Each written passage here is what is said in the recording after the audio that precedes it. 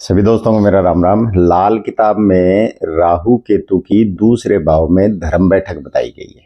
भाई राहु केतु का ये पक्का स्थान बताया गया है और यहाँ हम राहु केतु के उपाय नहीं कर सकते, उनके मित्रों के उपाय कर सकते हैं, मित्रों के द्वारा सहायता दे सकते हैं, लेकिन उनको नहीं छेड़ सकते। अब ये तो बता दिया गया कि ये धर्म बैठक है राहु केतु की, लेकिन इसका लॉजिक जो है वो क्लियर सामने नहीं आया कि राहु केतु को ये धर्म बैठक क्यों कहा गया है।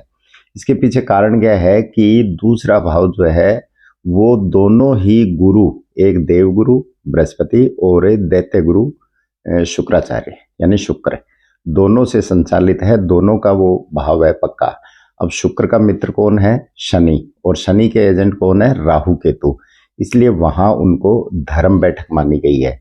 और दूसरा ये बताते हैं कि धर्म स्थान में कोई भी चीज हम दें, चाहे वो बृहस्पति के मित्र ग्रहों की हो, चाहे वो शुक्र के मित्र ग्रहों की हो, तो एक ग्रुप तो हो गया शुक्र का, शनि राहु केतु बुध ये शुक्र के ग्रुप में आ गए, और बाकी सूर्य मंगल चंद्र ये गुरु के ग्रुप में आ गए।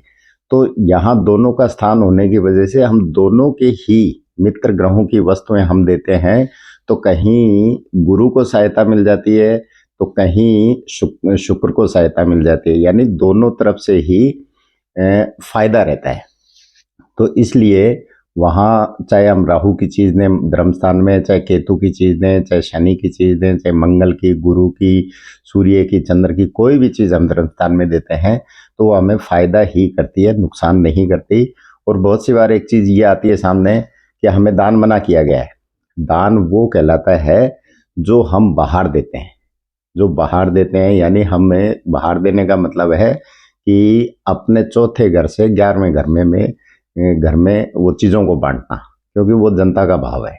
अब जनता में हमने कोई भी चीज़ बांट दी तो उसकी कोई श्योरिटी नहीं है, कोई पुख्ता नहीं है कि वो चीज़ हमें हमारे पास लौट के आएगी। मान लो एक गड्डी उछाल दी हमने नोटों की, और वो कोई 2 नोट ले गया, कोई 4 ले गया, कोई 5 ले गया, तो हम अगर वहाँ ढूंढते हैं तो वो हो सकता है 2-3 जने हमें वापस दे दें, बाकी ना भी दें।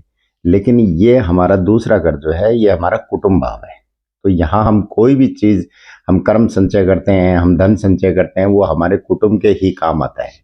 और कुटुंब पे दृष्टि 8वें की बताई गई है, तो 8वां भाव जो है वो आंख माना गया है कुंडली की। और आंख इसलिए माना गया है कि वो शनि का हेडक्वार्टर है, वो वहां से सारी चीजें अच्छी बुरी नेक जितनी भी चीजें आती हैं उनको वो देखता रहता है।